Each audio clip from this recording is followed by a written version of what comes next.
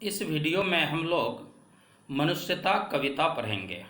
छात्रों, पाठ शुरू करने से पहले मैं आप लोगों को ये बताना चाहता हूँ कि आप लोग अपनी पुस्तक स्पर्श भाग 2 निकालें और उसमें देखें पेज नंबर 20 और हम लोग शुरू करते हैं श्री मैथिली शरण गुप्त द्वारा रचित कविता मनुष्यता। पहला पैराग्राफ है, विचार लो कि मृत्यु हो, न मृत्यु से डरो कभी, मरो परंतु यों मरो कि याद जो करें सभी। हुई न यों सो मृत्यु तो वृथा मरे वृथा जिए, मरा नहीं वही कि जो जिया न आप के लिए। वही पशु प्रवृत्ति है कि आप ही चरे, वही मनुष्य है कि जो मनुष्य के लिए मरे। अब यहाँ है, विचार लो कि मृत्यु हो। कवि कहते हैं कि मनुष्य को सोच लेना चाहिए कि संसार के सभी जीवधारियों के समान वह भी एक मरणशील प्राणी है। यहाँ जो भी पैदा हुआ है उसे एक दिन मरना ही है। अर्थात विचार लो कि मृत्यु हो, न मृत्यु से डरो कभी। अर्थात मन में ये सोच लेना चाहिए हर मनुष्य को कि हम मरणशील हैं, हमारी मृत्यु एक दिन निश्चित है, इसलिए हमें मृत्यु से कभी डरना नहीं चाहिए। ऐसी स्थिति में मृत्यु से मनुष्य को डरने की कोई आवश्यकता नहीं है। दूसरी पंक्ति है, मरो परंतु यों मरो कि याद जो करे सभी। अर्थात जब यह निश्चित है कि एक दिन मरना ही है, तो मनुष्य की विशेषता इस बात में है कि वह ऐसी मौत मरे जिससे सब याद रखें। अर्थात यों मरो कि याद जो करे सभी। अर्थात हमें लोग याद कैसे रखेंगे? यदि हम दूसरों की भलाई करते हुए मरते हैं तो हम युगों युगों तक दूसरों के द्वारा याद किए जाते हैं। तीसरी पंक्ति है, हुई न यों मृत्यु तो व्यर्था मरे वृथा मरे वृथा जिए। वृथा का मतलब होता है बेकार। हुई न यों सु मृत्यु तो वृथा मरे वृथा जिए। तात्पर्य यह है कि यदि हमारी मौत अच्छी नहीं होती है, अर्थात ऐसी मौत वही आदमी मर सकता है जिसने जीवन भर दूसरों की सहायता या कल्याण के लिए कार्य किया हो। ऐसी मृत्यु को सुमृत्यु कहते हैं। ऐसी मृत्यु को सुमृत्यु कहा जाता है। यदि मनुष्य को यह सुमृत्यु प्राप्त न हो तो संसार में उसका जीना मरना बेकार हो जाता है। चौथी पंक्ति है, मरा नहीं कि जो जिया न आपके लिए। मरा नहीं कि जो जिया न आपके लिए। तात्पर्य है कि जो केवल अपने लिए नहीं जीकर दूसरों के लिए जीता है वह कभी मरता नहीं है, अमर हो जाता है। मरा नहीं वही कि जो जिया ना आपके लिए। अर्थात जो आपके लिए जीता है वो अमर हो जाता है। अर्थात जो अपनी स्वार्थ प्रवृत्ति को छोड़ करके दूसरों के लिए जीता है वो अमर हो जाता है। लोग वर्षों उसे याद करते रहते हैं। पांचवी पंक्ति है, वही पशु प्रवृत्ति है कि आप ही चरे। वही पशु प्रवृत्ति है कि आप ही चरे। कह वैसे मनुष्य जो केवल अपने लिए जीता है वो पशु के समान होता है। जो स्वार्थी है वो पशु के समान है। क्यों? क्योंकि मान लीजिए कि आपके पास एक गाय है और उसका एक बच्चा है। आप एक मुट्ठी हरी घास गाय के बच्चे के सामने में रखिए तो गाय बच्चा को नहीं खाने देती, खुद खा जाती है। क्यों? क्योंकि वो पशु है, उसे पता नहीं है कि हमें बच्चों को भी देखना है। तो वो मनुष्य जो केवल अपने लिए सोचता है, दूसरे के हित के बारे में नहीं सोचता है, वो पशु प्रवृत्ति के समान होता है। तात्पर्य है कि पशुओं का स्वभाव है कि केवल अपने लिए जीते हैं, उन्हें दूसरों की कोई चिंता ही नहीं रहती है। पर सच्चा मनुष्य ऐसा कभी नहीं कर सकता। वह अपने साथ साथ दूसरों की भूख की चिंता करता है, दूसरे के सुख दुख को अपना सुख दुख समझता है। अर्थात वो दूसरे के सुख दुख को अपना समझकर उसमें हाथ बटाता है। और अंतिम पंक्ति है, वही मनुष्य है जो मनुष्य के लिए मरे। अर्थात वास्तव में वही मनुष्य है जो दूसरों के काम आए, दूसरों के लिए जिए और दूसरों के लिए मरे। हकीकत में मनुष्य कहलाने का अधिकार उसी को है। अब इस प्रथम पैराग्राफ का हम अलंकार संबंधी देख लेते हैं। अलंकार संबंधी क्या विशेषता है इसमें, आप जैसे देखिए कि इसकी 5वीं पंक्ति है, वही पशु प्रवृत्ति है कि आप ही चरे। तो यहाँ आप में पहला वर्ण आ है, दूसरे से आपका भी पहला वर्ण आ है, तो यहाँ आ की आवृत्ति से अनुप्रास अलंकार है। और इसमें आप जैसे देखेंगे सुमृत्यु, वृथा और अन्य ऐसे प्रवृत्ति इत्यादि तत्सम शब्द हैं। तत्सम शब्द वे संस्कृत भाषा के वे शब्द जो ज्यों के त्यों हिंदी में आ गए हैं, इसलिए इस काव्यांश में तत्सम शब्दों की बहुलता है और ये इसमें खड़ी बोली हिंदी का प्रयोग किया गया है। अब देखते हैं दूसरा पैराग्राफ। उसी उदार की कथा सरस्वती बखानती, उसी उदार से धरा कृतार्थ भाव मानती, उसी उदार की सदा उसी उदार की सदा सजीव कीर्ति पूजती, तथा उसी उदार को समस्त सृष्टि पूजती। अखंड आत्मभाव जो असीम विश्व में भरे, वही मनुष्य है कि जो मनुष्य के लिए मरे। यहाँ पहली पंक्ति है कि उसी उदार की कथा सरस्वती बखानती, अर्थात जो मनुष्य सारी सृष्टि को एक ही अखंड आत्म दर्शन करता है, अर्थात जो सारी सृष्टि को अपने समान समझता है, हर मनुष्य को, हर जीव को अपने समान समझता है, जिसमें कि तेरे मेरे का, अर्थात ये मेरा है ये तुम्हारा है, इस प्रकार की भावना नहीं होती। ऐसे मनुष्य के ऊपर सरस्वती की कृपा बरसती है, सरस्वती की कृपा होती है। ऐसे मनुष्य पर साहित्य रचना की जाती है, जैसे महात्मा गांधी इत्यादि, इनके ऊपर साहित्य रचना हुई। क्योंकि इन्होंने अपना हित छोड़ करके दूसरों की भलाई के लिए जिया। दूसरी पंक्ति देखते हैं कि उसी उदार से धरा कृतार्थ भाव मानती, अर्थात धरती ऐसे ही मनुष्य के प्रति अपनी कृतज्ञता प्रकट करती है। उसी उदार से धरा कृतार्थ भाव मानती, धरा मतलब पृथ्वी, अर्थात धरती उसी से कृतार्थ होती है जो दूसरों के हित, दूसरों की भलाई करता है। अब तीसरी पंक्ति देखते हैं कि उसी उदार की सदा सदैव कीर्ति कूजती, अर्थात ऐसे ही, उदार मतलब होता है दानशील व्यक्ति, दयावान व्यक्ति, ऐसे ही दानशील एवं दूसरों का ध्यान रखने वाले व्यक्ति की यश गाथा, सजीव कीर्ति का मतलब होता है यश गाथा, दसों दिशाओं में, संपूर्ण संसार में गूंजती रहती है। और चौथी पंक्ति है तथा उसी उदार को समस्त सृष्टि पूजती, तात्पर्य है कि लोग हर्ष और गर्व के साथ उसके नाम का उल्लेख करते रहते हैं। और अंत में है अखंड आत्मभाव जो असीम विश्व में भरे, वही मनुष्य है कि मनुष्य के लिए भरे, अर्थात अखंड आत्मभाव जो असीम विश्व में भरे, जो इस असीम संसार में दूसरों के हित के लिए स्वयं को समर्पित कर दे, वास्तव में सच्चा मनुष्य वही कहलाने का अधिकारी है।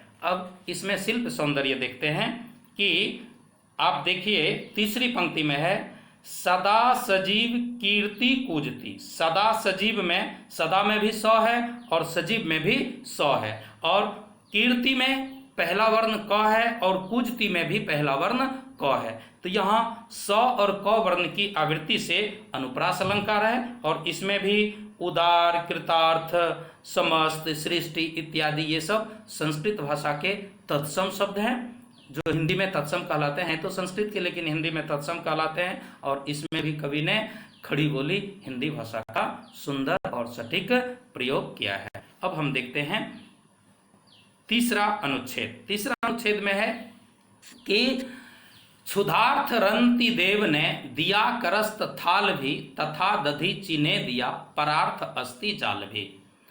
उसी नर क्षितीश ने स्वमांस दान भी किया, सहर्ष वीर कर्ण ने शरीर चर्म भी दिया। अनित्य देह के लिए अनादि जीव क्या डरे, वही मनुष्य है जो मनुष्य के लिए मरे। अब देखिए इस तीसरा अनुच्छेद में है कि क्षुधार्थ रंति देव ने दिया करस्त थाल भी। रंति देव एक राजा हुए थे। पुराणों के अनुसार महायशा और संस्कृति के पुत्र थे रंति देव। उन्होंने एक बार अपना सब कुछ दान दे दिया था और 48 दिन तक वे भूखे रहे थे। 48 मतलब 48 दिन, 48 दिन, और 49वें दिन अर्थात 49 दिन में जब उन्हें भोजन प्राप्त हुआ तो उस भोजन को भी उन्होंने अतिथि को दान दे दिया था। अब केवल उनके पास पानी बचा था और वो पानी अर्थात जल भी एक प्यासे को पिला दिया था, अर्थात दूसरों की भलाई के लिए उन्होंने अपनी भूख और प्यास की चिंता नहीं की थी। इसलिए कहा गया है कि क्षुधार्थ रंति देव ने दिया करस्त थाल भी। राजा रंति देव ने दूसरों की भूख और प्यास का ध्यान रखते हुए अपने भोजन और जल को भी दान कर दिया। तथा दधीची ने दिया परार्थ अस्थि जाल भी। दधीची मुनि, पुराणों में जिनकी चर्चा हुई है, दधीची मुनि के पास भगवान इंद्र ब्राह्मण वेश में आए हुए थे और उन्हें वृत्तासुर नामक एक राक्षस का वध करना था जो स्वर्ग में हलचल मचा रखा था, सबको परेशान कर रखा देवताओं को। तो इंद्र भगवान ब्राह्मण वेश में आए दधीची मुनि के पास, क्योंकि वृत्रासुर को दधीची मुनि के हड्डियों से बनाए वज्रास्त्र से ही मारा जा सकता था। तो इसलिए दधीची मुनि जो थे महादानी थे। भगवान इंद्र सोचा मैं यदि जाऊंगा, यदि ब्राह्मण का वेश लेकर के, तो मुझे ब्राह्मण सोच करके वो तो अपनी अस्थि पंजर दान कर ही देंगे। तो दधीची मुनि ने वृत्रासुर की वध के लिए बिना देर किए भगवान इंद्र को अपना अस्थि पंजर दान कर दिया था। उसी नर क्षितिज ने स्वमांस दान भी किया। यहाँ उसी नर का तात्पर्य है कि उसी नर एक चंद्रवंशी राजा थे जिनकी परीक्षा इंद्र और अग्निदेव ले रहे थे। भगवान इंद्र बाज बने हुए थे और अग्निदेव एक कपोत अर्थात कबूतर बन करके उनके सामने आए। तो बाज जो था कबूतर को खाने के मूड में था, खाने की इच्छा उसकी थी और वो खाने के लिए तत्पर था। बाज कबूतर को खाने के लिए तत्पर था और उसी नर उसे देख रहे थे, तो उनसे रहा नहीं गया। उन्होंने बाज को कहा कि तुम इसे मत खाओ, मैं इस कबूतर के बराबर मांस मैं तुमको दे दूंगा।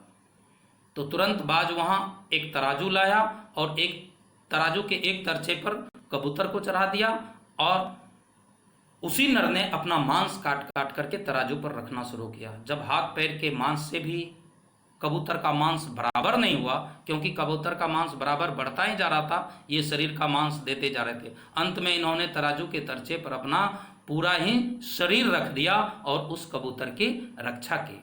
तो इसलिए कहा जाता है कि उसी नर क्षितिज ने स्वमांस दान भी किया, अर्थात उसी नर ने दूसरों के प्राण की रक्षा के लिए अपना पूरा शरीर ही दान कर दिया था। सहर्ष वीर कर्ण ने शरीर चर्म भी दिया। उसी तरह महाभारत की कथा आप लोग सुने होंगे, देखे होंगे कि दानवीर कर्ण के पास भी भगवान इंद्र ही ब्राह्मण वेश में आए और उनसे कवच कुंडल का मांग किया था। तो दूसरे की भलाई के लिए बिना देर किए कर्ण ने भी अपने कवच कुंडल को दान कर दिया, जबकि कवच कुंडल ही उनकी सबसे बड़ी शक्ति थी। यदि कवच कुंडल ना रहे तो उन्हें कोई भी मार सकता था, नहीं तो उनको कोई मार नहीं सकता था। लेकिन उन्होंने अपनी मृत्यु की चिंता किए बगैर उन्होंने भगवान इंद्र को अपना अस्थि या कवच कुंडल दान कर दिया था। अनित्य देह के लिए अनादि जीव क्या डरे। ये शरीर अनित्य है, अर्थात हमेशा रहने वाला नहीं है। इसलिए अनादि जीव अर्थात ये जो हमारी जीव आत्मा है, इसको इसके लिए कभी डरना नहीं चाहिए, क्योंकि मनुष्य वही है जो दूसरों की सहायता के लिए मरता है। यहाँ देखिए अब देखते हैं कि इस तीसरे अनुच्छेद में या तीसरे पैराग्राफ में जो क्षुधार्थ रंतिदेव वाला है, इसमें क्या है, पूरे पैराग्राफ में राजा रंतिदेव और दधीची, उसीनर और कर्ण इत्यादि का दृष्टांत दिया गया है, जिसके कारण इस पूरे अनुच्छेद में दृष्टांत अलंकार है। और इसमें भी करस्थ, स्वमांस, चर्म, अनादि इत्यादि तत्सम शब्दों का अर्थात संस्कृत निष्ठ शब्दों का प्रयोग हुआ है और भाषा में खड़ी बोली हिंदी है। अब आगे हम देखते हैं ये चौथा पैराग्राफ, सहानुभूति चाहिए महाविभूति है यही। सहानुभूति चाहिए महाविभूति है यही, वशीकृता सदैव है बनी हुई स्वयं मही। विरुद्धवाद बुद्ध का दया प्रवाह में बहा, विनीत लोक वर्ग क्या न सामने झुका रहा। आहा वही उदार है परोपकार जो करे, वही मनुष्य है जो मनुष्य के लिए मरे। अब यहाँ हम पहली पंक्ति देखते हैं, सहानुभूति चाहिए महाविभूति है यही। इसका तात्पर्य क्या है? सच्चे मनुष्य की सबसे बड़ी पूंजी है सहानुभूति। सहानुभूति मतलब दूसरे की सहायता करना, दूसरे के ऊपर दया दृष्टि दिखाना, अन्य लोगों के प्रति सहानुभूति रखना, ये या उन दूसरे लोगों के सुख दुख में शामिल होना। जो व्यक्ति ऐसा करते हैं, ये सहानुभूति दिखाते हैं, ये सहानुभूति उनकी सबसे बड़ी पूंजी, महाविभूति का अर्थ है सबसे बड़ी पूंजी कही जाती है। धरती स्वयं लोगों के प्रति सदैव कृतज्ञ बनी रहती है। क्या है? वशीकृता सदैव है। वशीकृता मतलब होता है वश में रहती है। सदैव बनी हुई स्वयं मही, मही का अर्थ है यहाँ धरती, अर्थात धरती ऐसे सहानुभूति रखने वाले व्यक्ति के प्रति कृतार्थ भाव मानती है या कृतज्ञ रहती है। अब देखिए तीसरी पंक्ति है, विरुद्धवाद बुद्ध का दया प्रवाह में बहा। अब यहाँ विरुद्धवाद बुद्ध का तीसरी पंक्ति में है कि विरुद्धवाद बुद्ध का दया प्रवाह में बहा। यहाँ बुद्ध का दया विरुद्धवाद क्या है? बुद्ध का विरुद्धवाद क्या है? कि विरुद्धवाद का तात्पर्य है कि बुद्ध ने ब्राह्मण धर्म में आई ऊंच नीच की विकृतियां, अर्थात ऊंच नीच का जो भेदभाव ब्राह्मण धर्म में आया, इसी का विरोध किया कि ये विकृतियां आदमी आदमी में भेदभाव पैदा करती है। कि ब्राह्मण धर्म में जो ऊंच नीच की विकृतियां आ गई है, ये मनुष्य में आपस में भेदभाव पैदा करती हैं। ऐसी विकृतियां ब्राह्मण धर्म में नहीं होनी चाहिए। उन्होंने समाज के दबे कुचलों को सहानुभूति, करुणा और प्रेम दिया।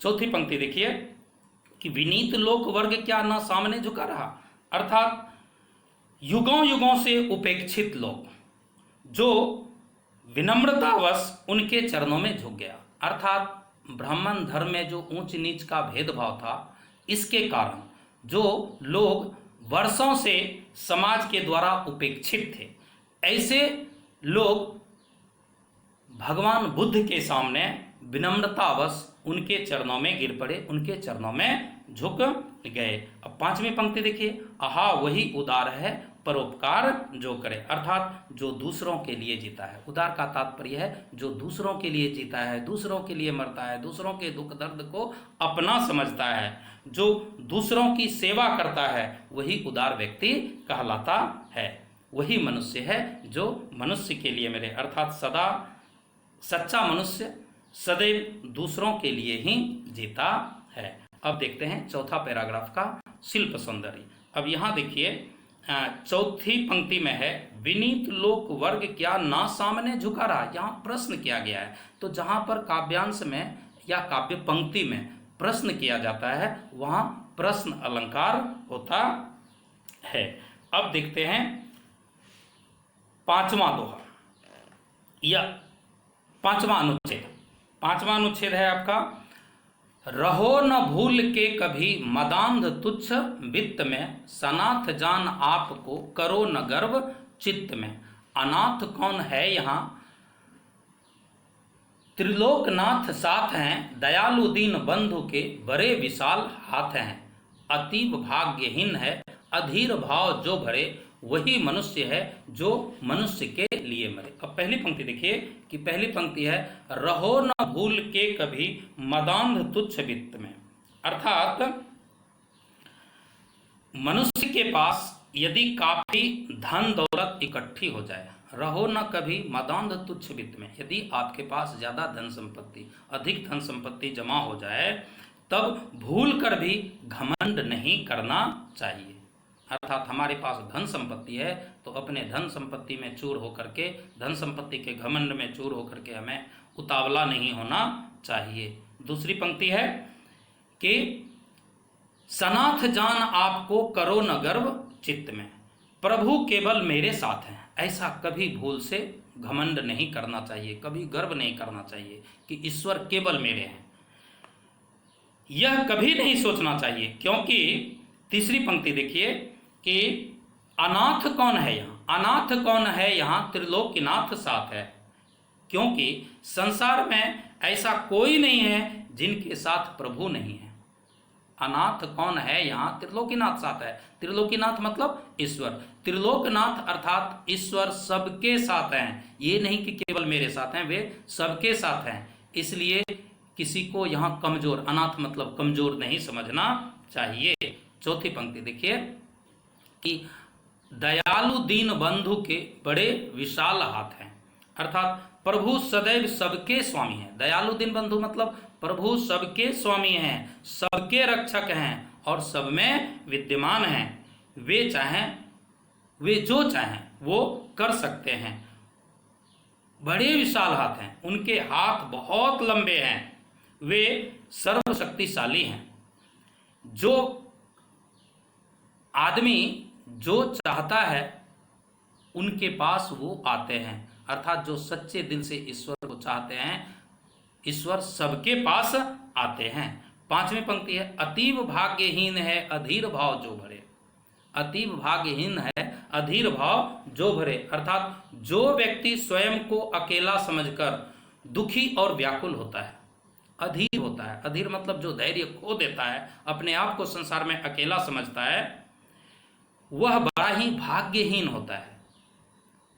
अतीव भाग्यहीन है अधीर भाव जो भरे। तात्पर्य क्या है, वो व्यक्ति बड़ा ही भाग्यहीन है जो स्वयं को अकेला समझकर दुखी होता है। क्योंकि यहाँ अकेला तो कोई है नहीं। अर्थात पहले ही कहा गया ईश्वर सबके साथ हैं, सबके साथ प्रभु विद्यमान हैं। और छठा में है कि वही मनुष्य है जो मनुष्य के लिए मरे। अर्थात मनुष्य के जीवन की सार्थकता दूसरों के लिए जीने में ही है।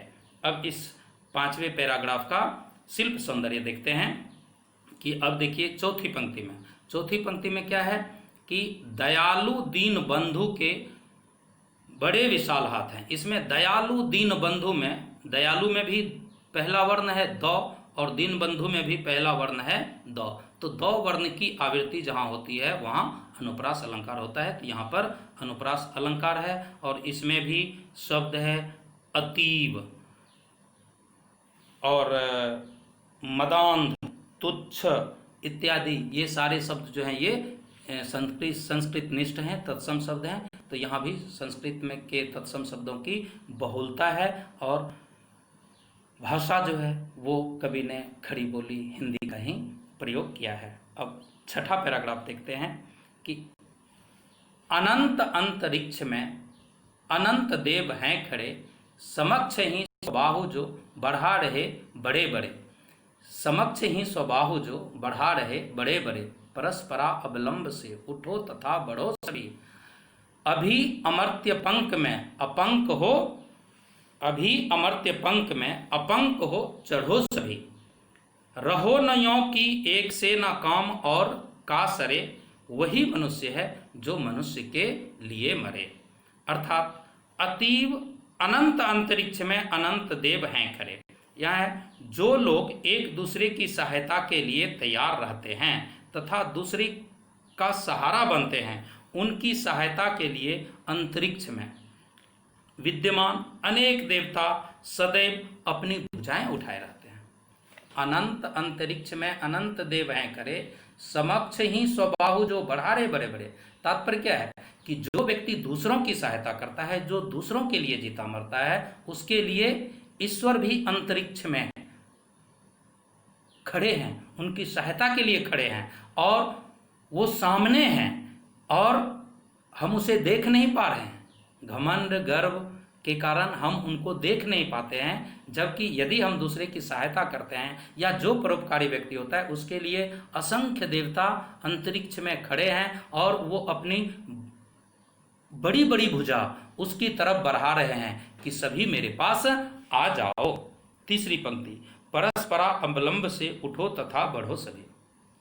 कवि कह रहे हैं कि परस्परावलंब से, अर्थात परस्परावलंब, परस्पर मने होता है आपस में, अवलंब मने होता है सहारा बने हुए। कह रहा है परस्पर आपस में एक दूसरे की सहायता करते हुए उठो तथा बढ़ो सभी, सभी आगे बढ़ो, सभी अपने लक्ष्य की प्राप्ति के लिए आगे बढ़ो, अपने जीवन को सफल बनाओ। ये नहीं कि अकेला खुद ही आगे बढ़ो और दूसरे को पीछे छोड़ दो।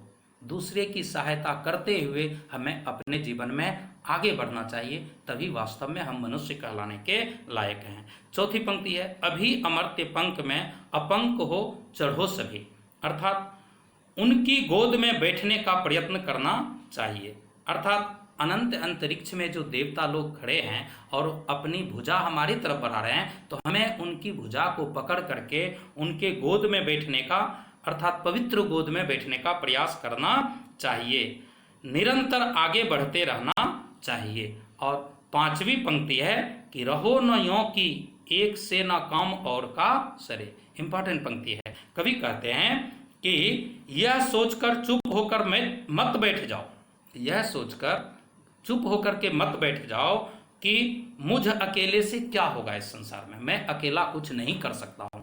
ये सोच करके कभी चुपचाप मत बैठो।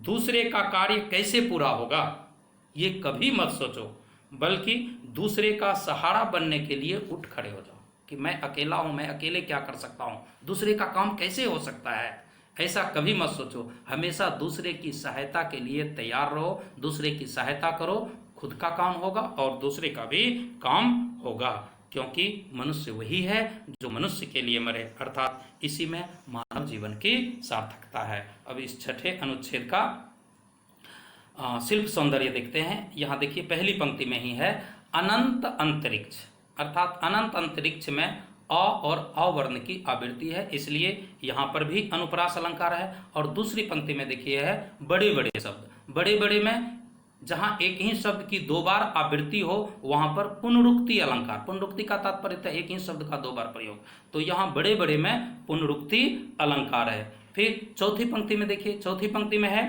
अभी अमर्त्य अंक, अभी अमर्त्य अंक में अभी में अ, अमर्त्य में अ और अंक में भी अ है, इसलिए यहाँ पर भी अनुप्रास अलंकार है। और अमर्त्य, अंक और स्वबाहु, समक्ष इत्यादि ये सारे संस्कृत निष्ठ शब्द हैं, अर्थात हिंदी के तत्सम शब्द हैं। यहाँ भी तत्सम शब्द की बहुलता है और कवि ने बड़े ही मनोरम ढंग से यहाँ भी खड़ी बोली हिंदी का प्रयोग किया है। अब आगे हम देखते हैं सेकेंड लास्ट पैराग्राफ, अर्थात सातवां अनुच्छेद। सातवां अनुच्छेद देखते हैं कि सातवां अनुच्छेद मनुष्य मात्र बंधु है, यही बड़ा विवेक है। पुराण पुरुष स्वयंभू पिता प्रसिद्ध एक है, फलानुसार कर्म के अवश्य बाह्य भेद हैं, परंतु अंतरैक्य में प्रमाणभूत एक है।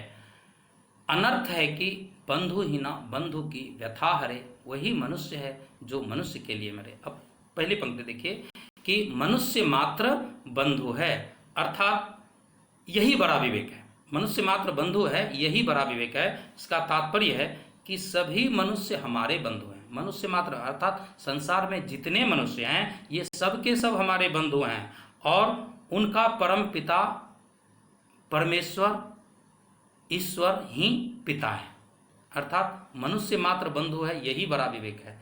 विवेक का मतलब होता है जो बुद्धि से ऊपर होता है, विवेक का स्थान बुद्धि से ऊपर होता है। बुद्धि हमें कर्म करने के लिए प्रेरित करती है, लेकिन हम कौन सा कार्य करें और कौन सा कार्य ना करें ये हमें सिखाता है विवेक।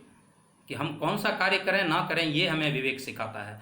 तो करें, मनुष्य का सबसे बड़ा विवेक क्या है कि हम हर मनुष्य को अपना भाई समझें, अपना बंधु समझें। पुराण पुरुष स्वयंभू पिता प्रसिद्ध एक है। पुराण पुरुष अर्थात पुराणों में जिस पुरुष की चर्चा हुई है, स्वयंभू, जो स्वयं उत्पन्न हुए हैं, स्वयं जन्म लिए हैं, जिनको किसी ने पैदा नहीं किया है, वो सभी मनुष्यों के पिता एक ही ईश्वर हैं। फलानुसार कर्म के अवश्य बाह्य भेद हैं। मनुष्य मनुष्य में फिर अंतर क्यों दिखाई देता है? इसका बोल रहे हैं कि फलानुसार, फल के अनुसार। किसके फल के अनुसार? कर्म के फल के अनुसार मनुष्य में जो भेद दिखाई देता है, वो फल का जो, कर्म का जो फल मनुष्य को मिलता है, उसके कारण बाहरी भेद मनुष्य में दिखाई पड़ता है। आंतरिक रूप से मनुष्य तो एक ही ईश्वर के संतान हैं, परंतु अंतरैक्य में प्राणभूत वेद है।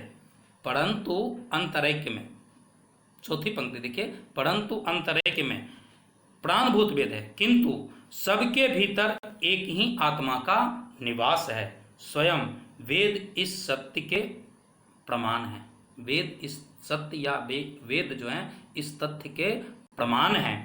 जो कभी एकम सद विप्रा बहुधा वदंती, एकम सत विप्रा बहुधा वदंती, अर्थात सत्य एक है जिसका विद्वान लोग अनेक प्रकार से वर्णन करते हैं।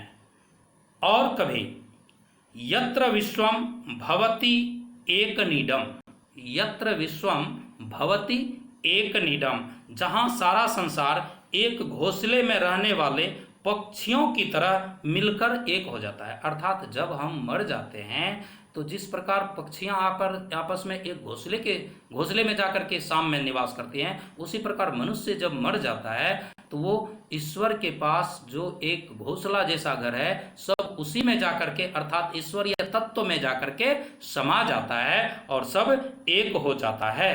अर्थात इस तरह भी हम कह सकते हैं कि सत्य एक है, अर्थात ईश्वर भी एक है और मनुष्य मरने के बाद उसी ईश्वरीय तत्व में जाकर के समा जाता है।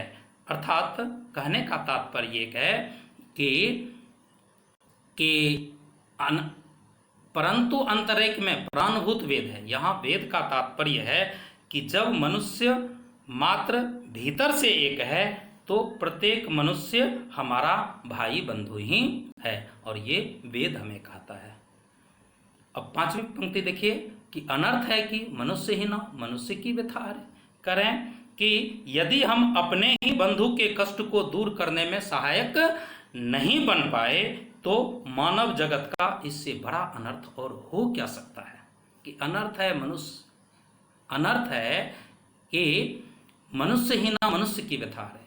कि जब हम ये जानते हैं कि हम सब एक ही परमपिता परमेश्वर के संतान हैं, तो आपस में भाई भाई हैं, तो हम अपने भाई की सहायता करें। हर मनुष्य की सहायता करें। हम जहाँ कहीं किसी को कष्ट में देखें, लेकिन करें कि ये अनर्थ है कि एक भाई ही एक भाई की सहायता नहीं करता है। इससे बड़ा अनर्थ क्या हो सकता है। वही मनुष्य है जो मनुष्य के लिए मरे, अर्थात एक दूसरे के कष्टों में शामिल होकर के ही हम सच्चे मनुष्य कहलाने के अधिकारी बन सकते हैं। अब इस पैराग्राफ का शिल्प सौंदर्य देख लेते हैं। तो इसमें जहाँ तक दूसरी पंक्ति है, देखिए कि पुराण पुरुष स्वयंभू पिता प्रसिद्ध एक है। पुराण पुरुष स्वयंभू पिता प्रसिद्ध, पिता में भी प है और प्रसिद्ध में भी प है, तो प वर्ण की आवृत्ति से यहाँ अनुप्रास अलंकार है। उसके बाद है स्वयंभू, बंधु, मात्र, अंतरैक्य इत्यादि, व्यथा, ये सब तत्सम के शब्द हैं, संस्कृत के शब्द हैं। इसलिए ये जो हैं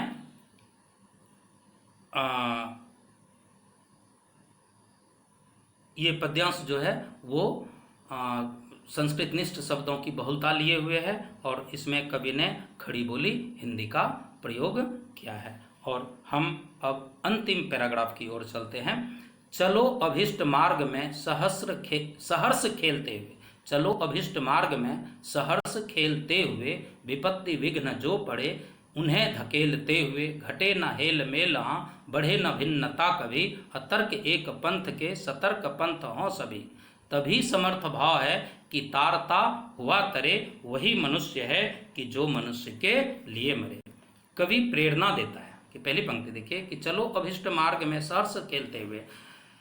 कवि प्रेरणा देता है कि हम जीवन को भार न समझें, उसे एक खेल समझकर खेलें। चलो अभिष्ट मार्ग में, अर्थात अपने जीवन के मार्ग में हम जो भी काम कर रहे हैं उसको एक खेल समझ करके खेलें और अपने मनचाहे रास्ते पर निरंतर हंसते खेलते आगे बढ़ते रहें। चलो अभिष्ट मार्ग में सहर्ष खेलते हुए, अर्थात जीवन के मार्ग पर चलते हुए जो हम जीवन का कठिन से कठिन कार्य करते हैं उसे एक खेल समझ करके, और जिस प्रकार हम खेल में आनंद लेते हैं उसी प्रकार जीवन के कार्य में आनंद लेते हुए उसे हंसते खेलते करते हुए आगे बढ़ते रहें। दूसरी पंक्ति है, विपत्ति विघ्न जो पड़े उसे ढकेलते हुए, अर्थात इस बीच में विपत्ति मतलब मुसीबत और विघ्न मतलब बाधा, अर्थात इस बीच में जो बाधा या विपत्ति आए उन्हें मजबूती से अपने रास्ते से हटा दें, उसे ढकेलते हुए आगे बढ़ें और जीवन कार्य में लगे रहें, आगे बढ़ते रहें। तीसरी पंक्ति है, घटे ना हेल मेल हाँ, बढ़े ना भिन्नता कभी, अर्थात इस बात का सदैव ध्यान रखें कि हमारा आपसी मेल मिलाप कम ना हो, हम आपस में मिलजुल करके कार्य करते हुए जीवन में आगे बढ़ते रहें और बढ़े न भिन्नता कभी, मनुष्य के बीच किसी प्रकार का भेदभाव न बढ़े या अलगाव पैदा ना हो, हम एक दूसरे से कभी किसी रूप में अलग ना हो। चौथी पंक्ति देखिए, अतर्क एक पंथ के सतर्क पंथ हों सभी, इंपॉर्टेंट पंक्ति है। अतर्क एक पंथ के, अर्थात हमारा सभी तर्कों से परे एक ही रास्ता हो, हमारे रास्ते में कोई तर्क ना आए और वह रास्ता हो मानवता की, एकता का रास्ता।